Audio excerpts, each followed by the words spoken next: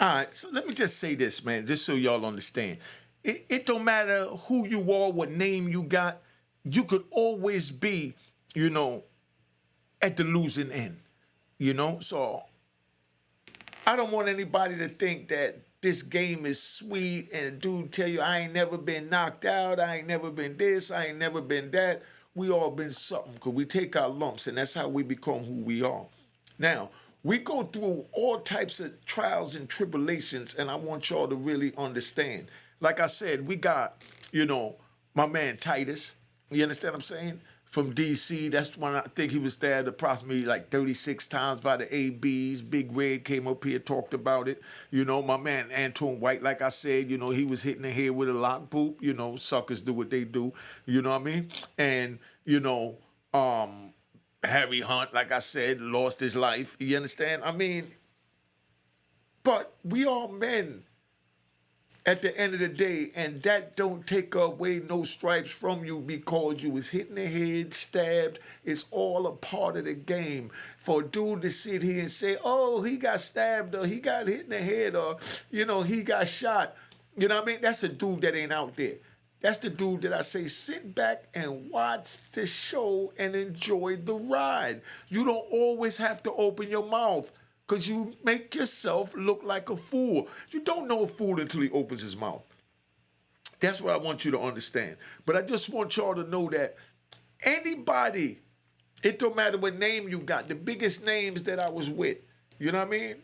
We always into something where we was at the losing end. You understand? But we came back victorious because we here and we stood our ground, you know, and did what we do. So, you know, gunshots to the rat bastards that don't understand that and the flip-flop wearing in public dudes. I don't respect them, you know what I mean? But I understand you. But just claim who you are and we good. All right, this one is about how I got cut in the face at USP Lompoc, man. This is about how I got cut in the face in USP Lompoc and how, you know, the homies look out for each other when we're not in a situation. All right.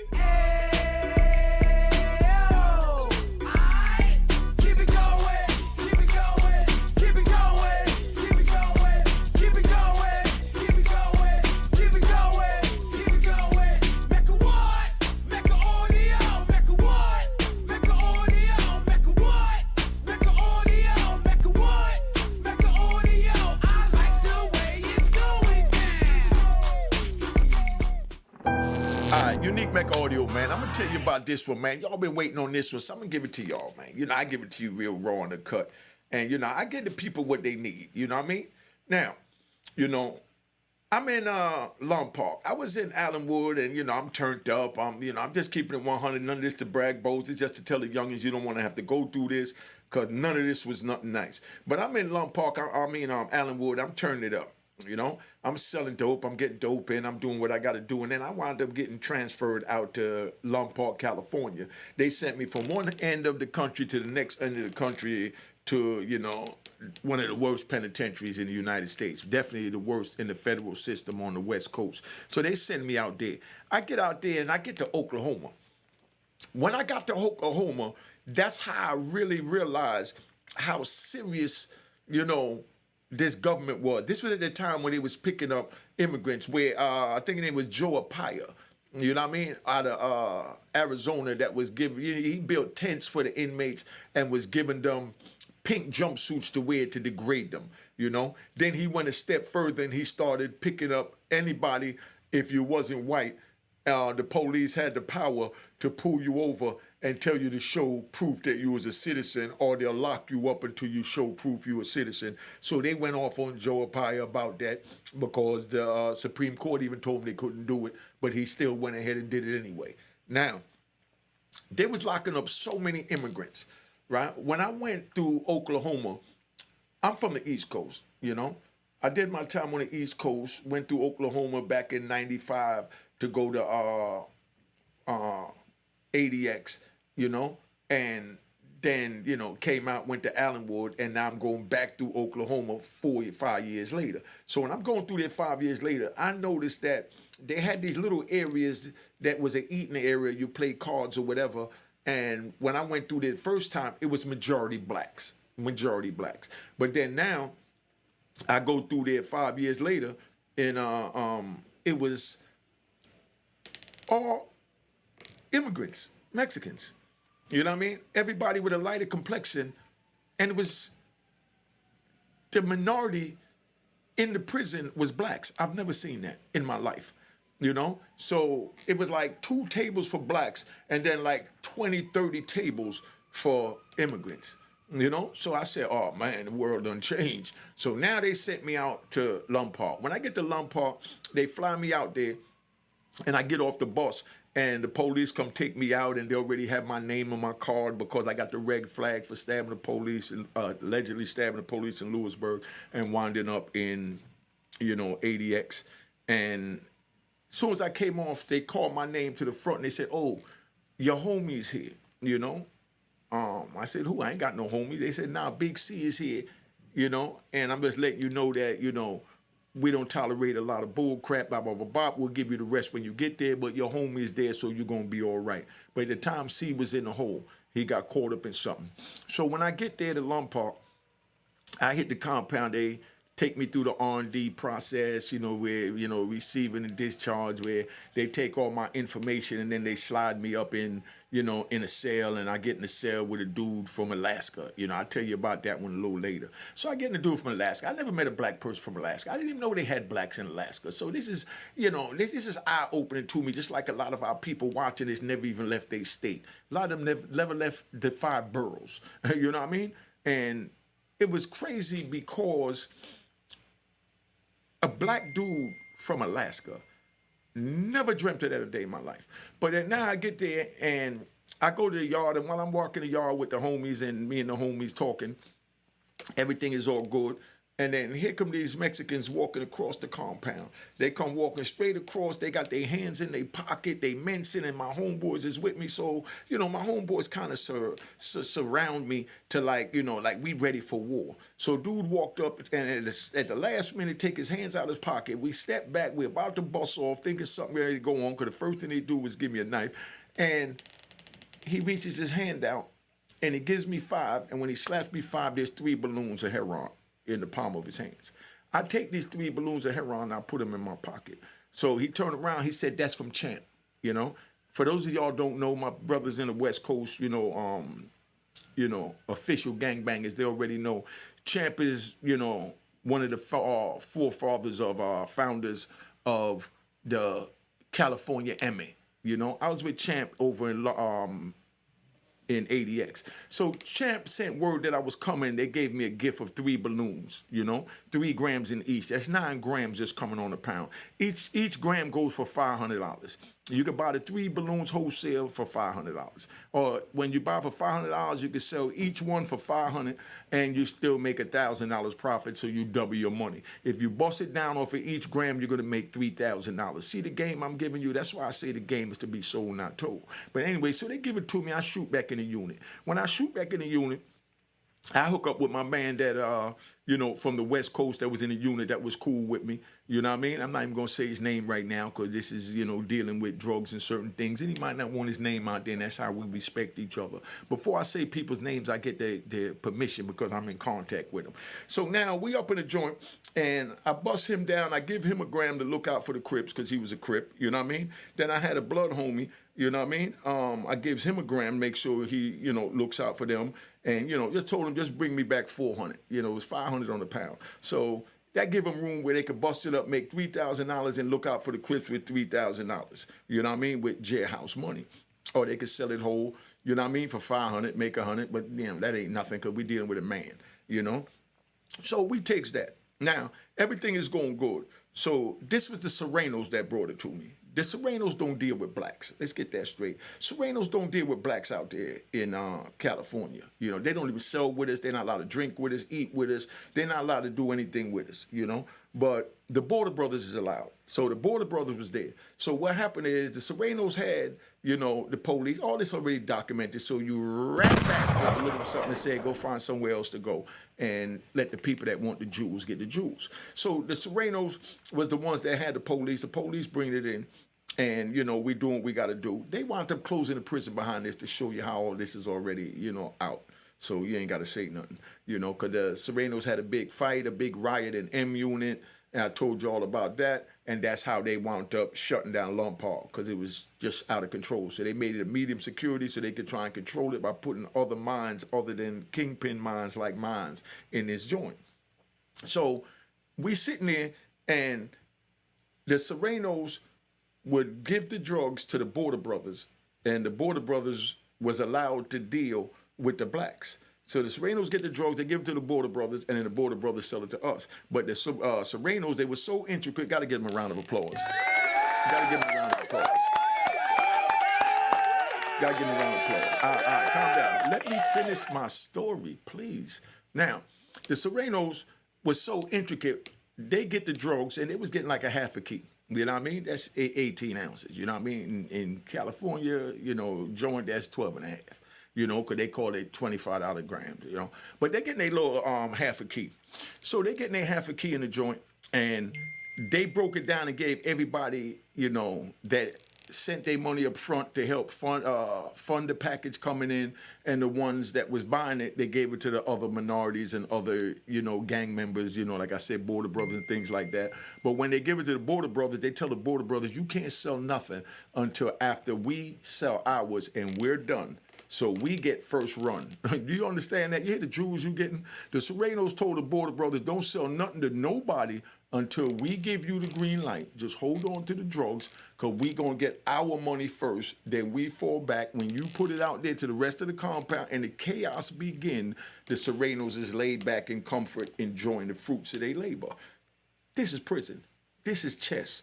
You understand? So y'all pay attention. So now, they out there, they doing their thing.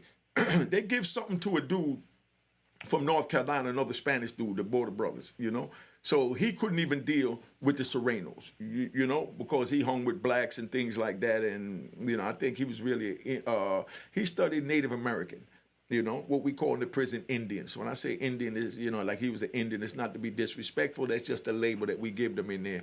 But their proper terminology is Native American. So being that he wasn't, Mexican, they wouldn't deal with him. He had to go through the Border Brothers. But on the strength of champ, and allegiance to each other from ADX, the Serenos dealt directly with me. And when they put it in my hands, they told me the same thing. Don't sell nothing until after we done. And we on man time. You respect that. You violate that, you get punished. End of story, no matter who you are. When you give your word to something, that's what it is. Morals and principles of the code to this game.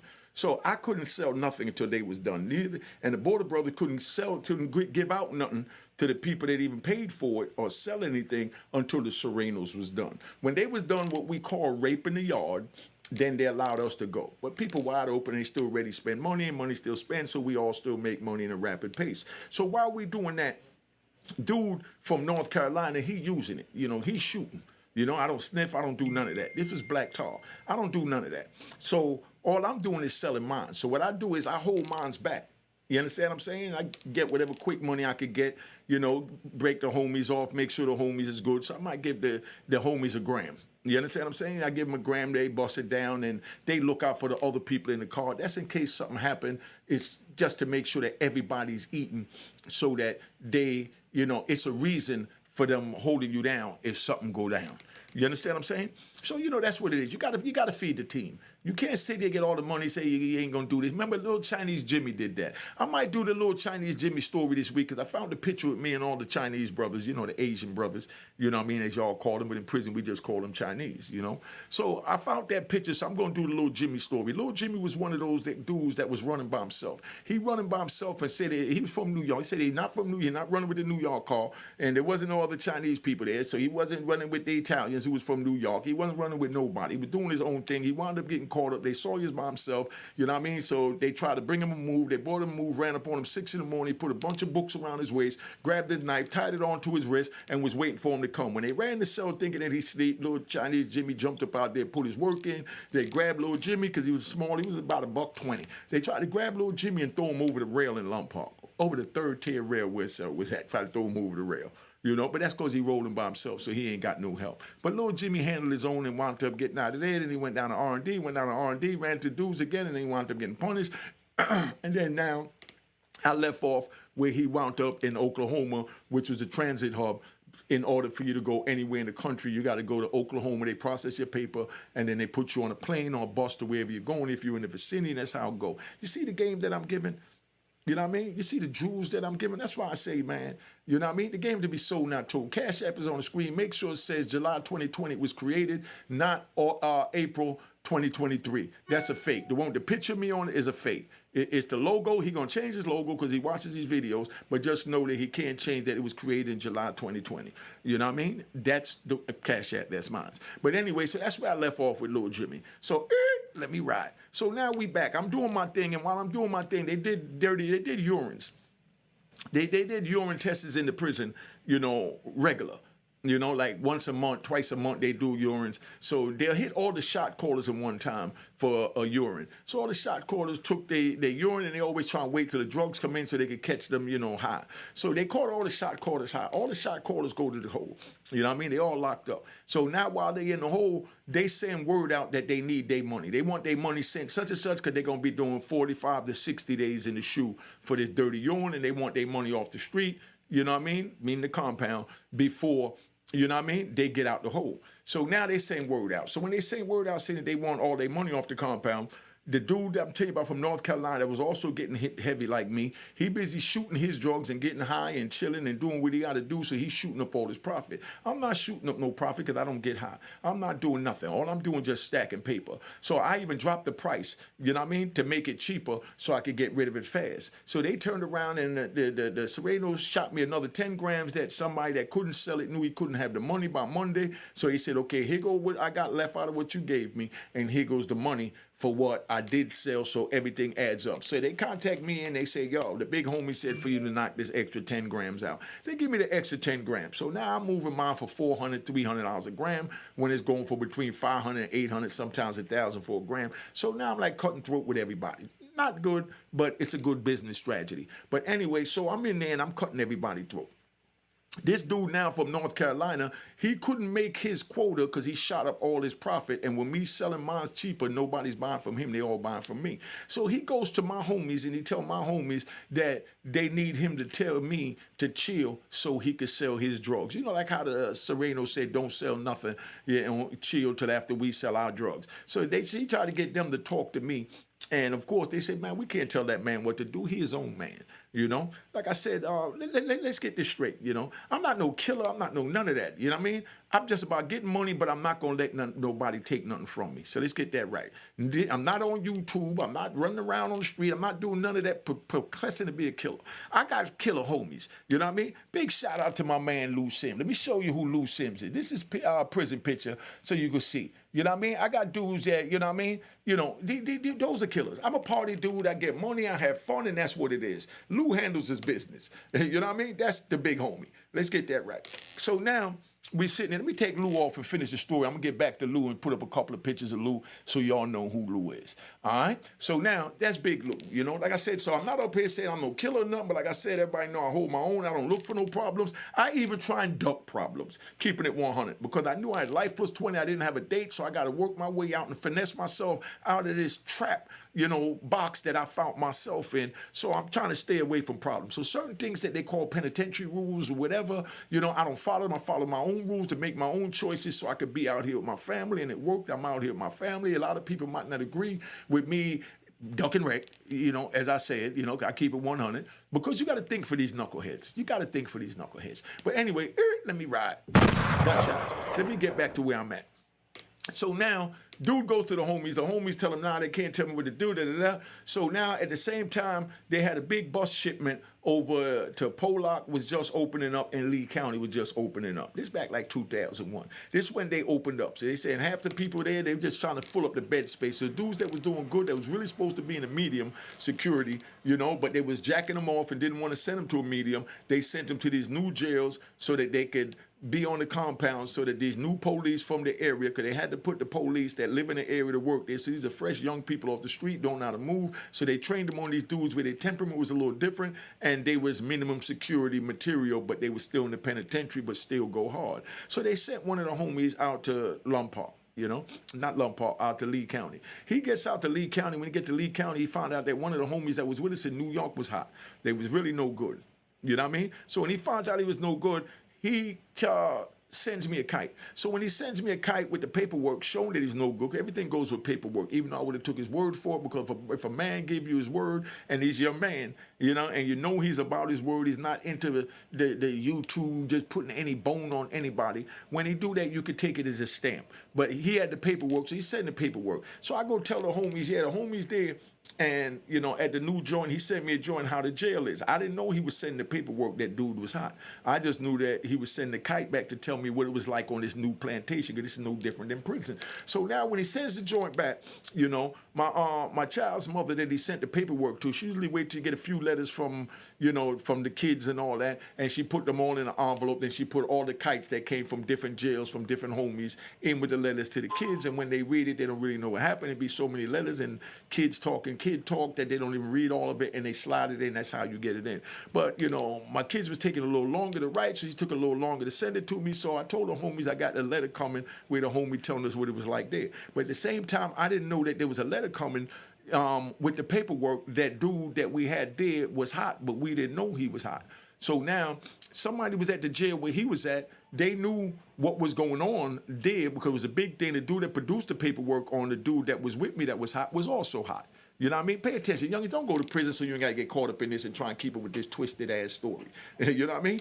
But now, the dude that was there talked to the dude that was hot sister on the phone. So he told his sister, the paperwork getting ready to go to Unique. They found out that he hot, da-da-da-da. You know what I mean? So now, she tells her brother. So he got the ups on me. He knows that the paperwork is getting ready to come, that he's hot. So now he got to get me off the compound and discredit me. You understand what I'm saying? So he tries to get me on the compound. At the same time, we got the dude from North Carolina needed me off the compound, or needed me to stop selling my drugs so he can make his quota to pay the debt by Monday after he done shot up all his profits. See, all this is just flow, because this is all natural, just telling you what happened. So now he takes the hit from the dude from North Carolina. It's a Spanish dude. He's Puerto Rican, matter of fact. But like I said, he ran with the Native Americans. So he takes the hit. When he takes the hit, the dude gives him 3 balloons. And there's a dude that came there that was on He Cypher Monkey Cypher time. And we not on the He Cypher Monkey Cypher time. If you're a He Cypher Monkey Cypher and you keep it within the car and deal with other He Cypher Monkey Cyphers in the car, then, as long as you keep that over there, we don't see it, we don't know it. That's one thing. But we tell them don't go mixing with the He Cypher Monkey Cyphers from another car, because we don't want it to be that New York is on He Cypher Monkey Cypher time with dudes from another car, because now it makes us look weak and it puts the business out there and all that. But if you keep it in the closet, in the cell with your homies, like how y'all do it out here, do it in the closet. Y'all keep that over there. But everybody know everybody's doing anything. So nobody could come up here and say that they wasn't doing this, wasn't doing that. You know what I mean? Because everything is already out there. So now, dude that's on He Cypher Monkey Cypher time, he gets with, a white guy, and does, He Cypher Monkey Cypher time with him. And the white dude went out telling everybody he did the He Cypher Monkey Cypher time with the New York dude. So when we found out he did the He Cypher Monkey Cypher time with the white dude, now dudes is ready to run on the top. But the first dude that found out about it was the dude that had the paperwork coming on that was hot. So when he finds out paperwork coming he's hot, he used that as his ammunition to tell dude, dude's gonna run you a top, because they found out you did He Cypher Monkey Cypher time with this white boy and you're making the car look bad. And they said the only way for you to fix your face is that you gotta rip Unique. That's how I got my $150. All right, pay attention. That's how I got the $150. You know what I mean? He Cypher Monkey Cypher trying to stay on the compound, and somebody told him that was He Cypher Truth. That means hot. That the homie said you got to do Unique, and that's the way it works in the prison. Big shout out to the dude that ripped me. Big shout out to the dude that ripped me. You know what I mean? Because it is what it is. Calm down, y'all. We all on the losing end sometime or another. I got ripped, I was on the losing end. My homie, like I said, you know what I mean? My homie, Luke, he was also on, the losing end. You know what I mean? And Big Tone, everybody, it don't matter how big you are, you're not immune from being on the losing end. You know what I mean? Big Luke got stabbed in the stomach. He that's old gangster. He refused to go to the hospital. You know what I mean? And when the police, they do little body checks and they see that you stabbed or you got wounds or scratches, when they know something went down, then they lock you up in, in administrative detention and da-da-da. But when they found Lou and he had his stomach ripped, had a little hole in his stomach that really wasn't nothing, but, he think it's nothing. He could just patch it up and keep moving, so he go in the cell to go lay down. But the police found out he got hit, so when they went and got him, they took him to the outside hospital, and that saved the big homie's life. All that is to say that we all could be on the losing end. You know what I mean?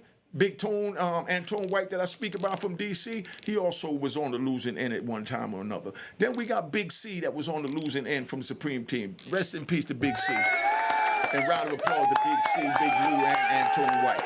You know what I mean? Calm down, y'all. Calm down. These are all brothers that was straight gangsters, straight men, follow the principles and the code. Big C, from the Supreme Team, Harry Hunt, he lost his life in Beaumont. Just so you understand. Let's get this right, all right? I'm on a roll. I'm just chilling right now.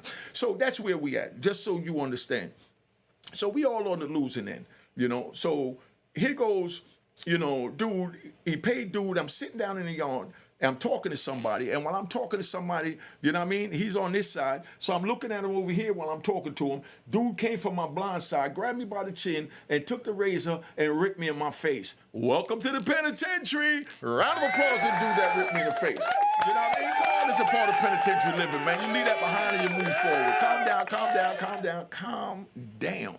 You know what I mean? But this is how it play out, just so you understand. So you youngins that think it's sweet, you got to have this mentality to know that, man, it's a part of being on the street, man. Just like getting caught and shutting the F up, that's a part of being on the street. Just like being at the losing end, that's a part of being on the street. So now, when I get cut, you know what I mean?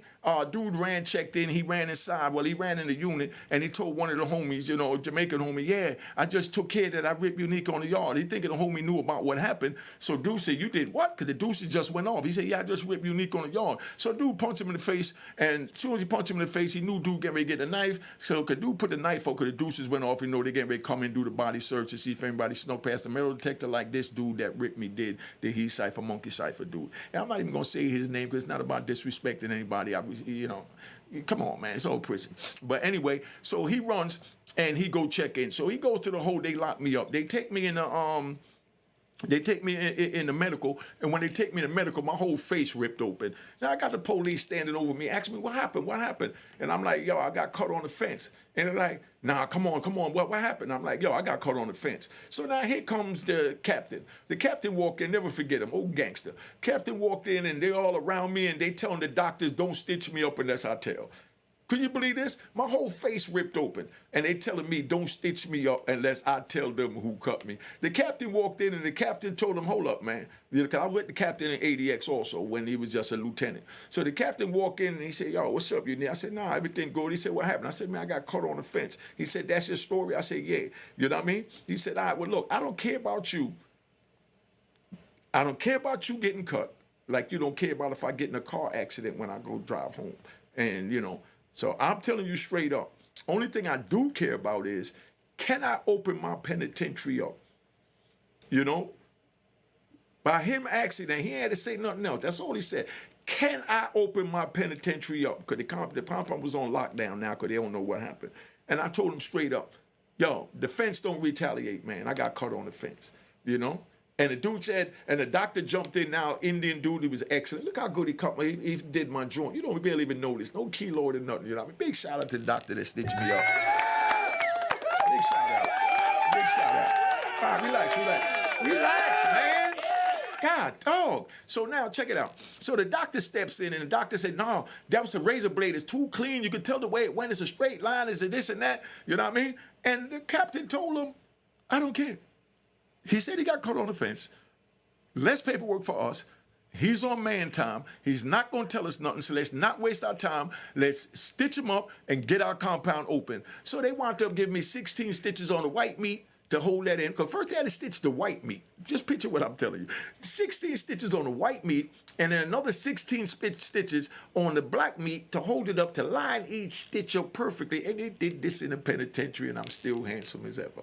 You know what I mean? Come on, man. This is what it is. Just so you understand. So now the captain, says, where's his property? You know what I mean? So they say right there. He said, okay, well, give him his property and put him in the shoe. So, you know, they already know that, you know, and I probably might have cigarettes in the pocket or whatever. So they figure let you go up there and do what you got to do, because they treat everybody like that. They don't really give a crap. So they say, give him his property. So I go up in the shoe, and I go up in the shoe. Now, I'm going to have to tell y'all this one. Put in the comment if you want to know about it. That day when I got cut and I went up in the shoe, the same day I got cut, about 5:30 in the afternoon, doing 4 o'clock count, it was a white dude that was shooting dope, calling home, harassing his family for money, wound up getting caught up and couldn't pay the debts and couldn't deal with the pressure of what's going to happen to him for not paying the debt. So what he did was he took his sheet, wrapped it around his neck, and hung himself. And they just took him out of there at 4:30, and they put me in the cell where the dead man was just in at 5:30.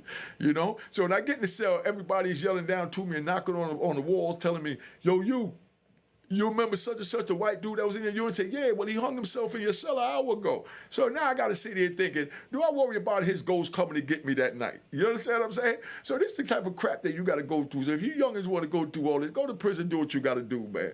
You know? But I'm telling you, don't do it. It ain't worth it. So now I'm in the joint. So now I got to suck it up. And I'm like, damn, how do I fight a ghost if this boy ghost come back to try and haunt me? You know what I mean? So the first night I didn't sleep. I ain't even want to close my eyes because I didn't want to think about this boy. Just keep it at 100. I try to tell you, like, I'm tough. I don't worry about it. I don't worry about all that. And, you know, as a Muslim, we don't even worry about the afterlife. But just somebody even telling you that and you even picturing. And I know the white dude. And I just seen him like the day before. But he had checked in because he owed money. And then now he hang himself and I'm in the cell. So all of that is in my mind. So, you know, to speed it up. So what I do now is I winds up calling a female on the street and I tell her what happened and she passed the word over to Lou. When she passed the word over to Lou and Lou found out what happened, you know, as the big homie, he put the word out. And Big C, you know what I mean? Big shout out to Big C, you know, rest in peace. You know, so I sent the word over to Lou and, you know, Lou winds up, you know, putting the word out and sending kites to the other penitentiary, you know, that if dude landed there for him to get him, and he was still on the compound, so Lou wound up sending word back to Lompoc. I couldn't write no kites, you know, to tell nobody nothing. I talked to girlfriend on the phone, you know what I mean, through the counter office. So I couldn't write no kite because they reading all the mails from us up in the hole so they could get information to do their investigation so, you know, we can't say nothing, you know what I mean? So when you call the council phones, like a recorded council call, so, you know, you call straight through. So I called, she told Lou what happened. Lou relayed the message back and forth, said, don't worry about it, homie, I got you. So I just told him, just hold up, let me leave the compound because I didn't want to get caught up in whatever happened and they dragged me longer. But they wound up keeping me there a whole year. They kept me on the compound a whole year in the hole because they were punishing me because I wouldn't help them with the investigation and told them who cut me.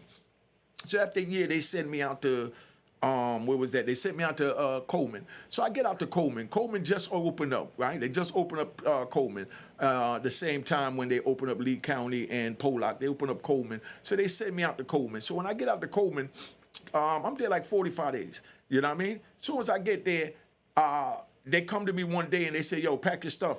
You're getting transferred in the morning. You know what I mean? I'm like, what? So I told the homies, yo, they just called me lieutenant, talking about pack my stuff, I'm getting transferred in the morning. They're like, nah, they can't do that. They don't even do that. They don't even tell you when you're leaving. They don't tell you nothing. You know what I mean? I'm like, yo, but that's what they just told me. They said, man, they faking. You ain't going nowhere. You know what I mean? So 3 o'clock in the morning, I'm in there. I'm just smoked me a good joint, drunk some white lightning. They come bust my door and they say, you packed up yet? And I said, huh? And they said, get all your stuff. My stuff wasn't even packed. They said, all right, well, just cuff up. They cuffed me up, took all my stuff, threw it in a bag, you know, in a green bag, army bags, took it down to R&D and dumped it all in boxes. And that morning by 7 o'clock, they came with, you know, the police vans and, you know, all this old crap. And they drove me straight from Coleman, Florida, all the way to Lee County, Virginia. By the time we get there that night, soon we get on the compound, they got this SIS that was there with us in Lompoc. And when I got there, they said, look, I know you shake and bake. I know what you do. I already know what happened. I don't know what's happening at this time yet. So he said, yo, dude got cut in Lompoc. They feel you sent the word out. Coleman didn't want to hold you there because a new jail, you know, and they not cut like we are. I let our people rock and roll. So I'm letting you know now, I'm going to let you on the compound, but I don't want no problems on my compound. You know what I mean? So I said, yeah, all right, whatever. So they let me on the compound. So when they let me on the compound, that's how I found out that, you know, Big Lou done sent the word out and got dude whole joint, you know, chopped up. You know, but that's how big homies do. Now, the other night, I was with the homie, you know, at Guy Fisher's Harlem Honors thing. Now, this is me, him, and Sugar J.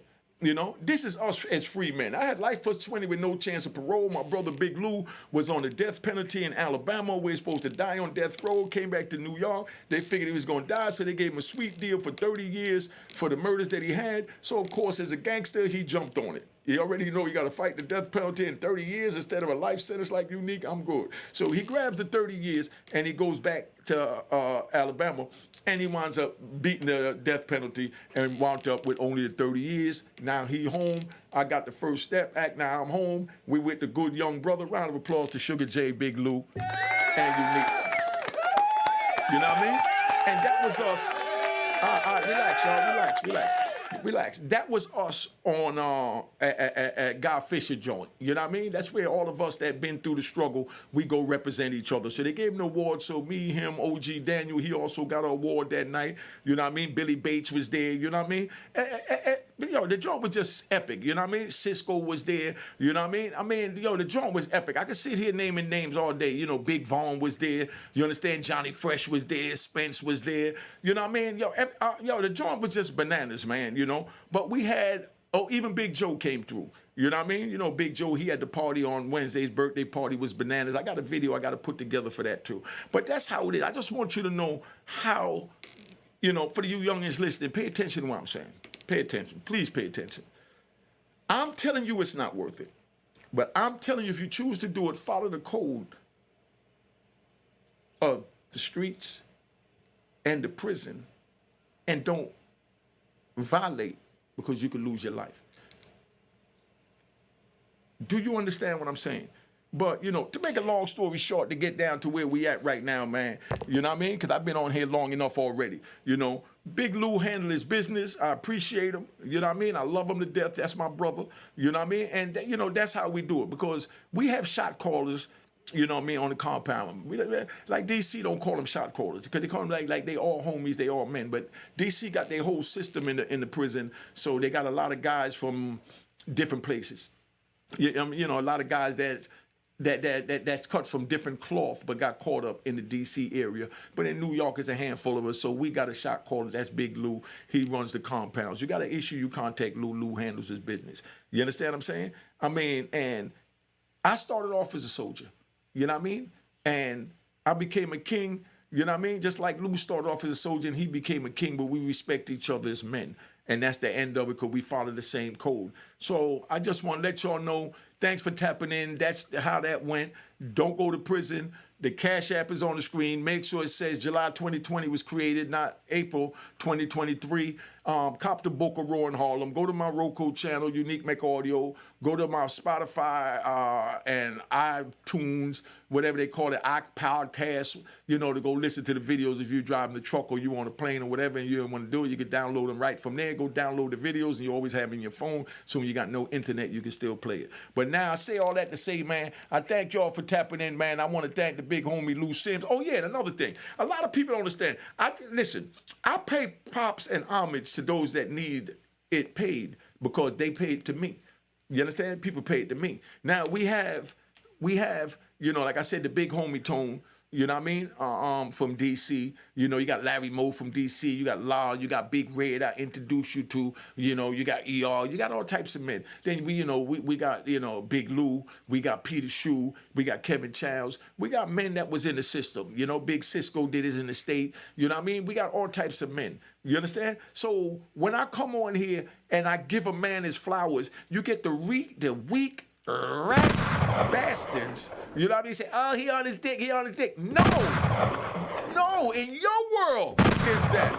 And our world is just paying homage to each other, because if we don't give each other flowers, who can? You understand? In other words, you got to ask yourself, who's the messenger? Are they qualified to give me the flowers? If they're legal civilian, they give me my flowers, then they're qualified. But if they enter the game and they're a rat bastard, excuse the language, gunshot, you know what I mean? Then what they say don't count. You know what I mean? Let's just say that. No disrespect to anybody, but just let it know what it is. Big Lou, thank you. You know what I mean? Antone White, You know what I mean? All the names that I mentioned, thank you, Larry Moore, everybody for being there for me. I appreciate all of y'all, man. And this is how men do. For y'all that don't understand, stick around, because this is a gangster channel where I talk to gangsters about the gangster code and the people that want to know about a gangster and the gangster code. All right? Cheers, cheers, toast the crime, toast the crime, the crime, the crime, the crime.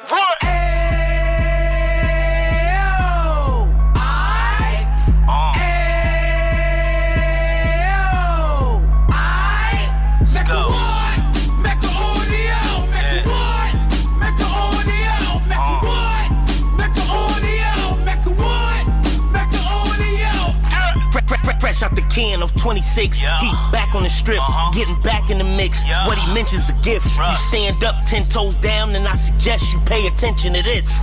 Take a little gully posse and put it in Harlem. He cut from the bottom, came up from the bottom. Drop the book, you should go and get it. The Instagram page and the YouTube, you could go and visit.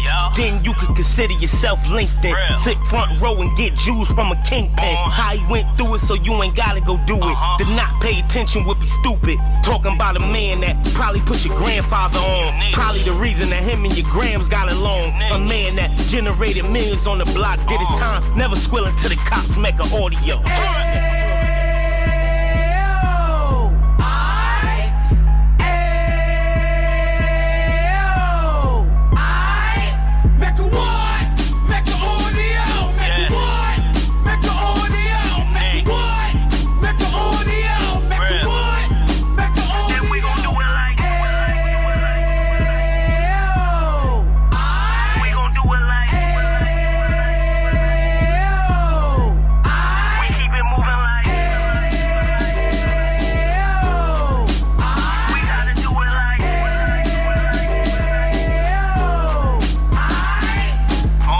Get it live like 2 G's in the 90s. Drop top beamer so shiny. I let shorty go, she was whining. Treat her like my past, she behind me.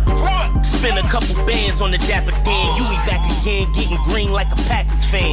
No cap, it's a roaring uptown. They be horning uptown, Dominican bust downs. Now we on the positive, we got a lot to give. Now he trying to stop the kids from being inoperative. So take heed, homie, lend a ear. He started in uptown, he gon' finish dead. But now it ain't about selling drugs, buying cars. It's about buying property to make the community ours. So we can give back to the youth them, cause they the truth them. And bless up to all the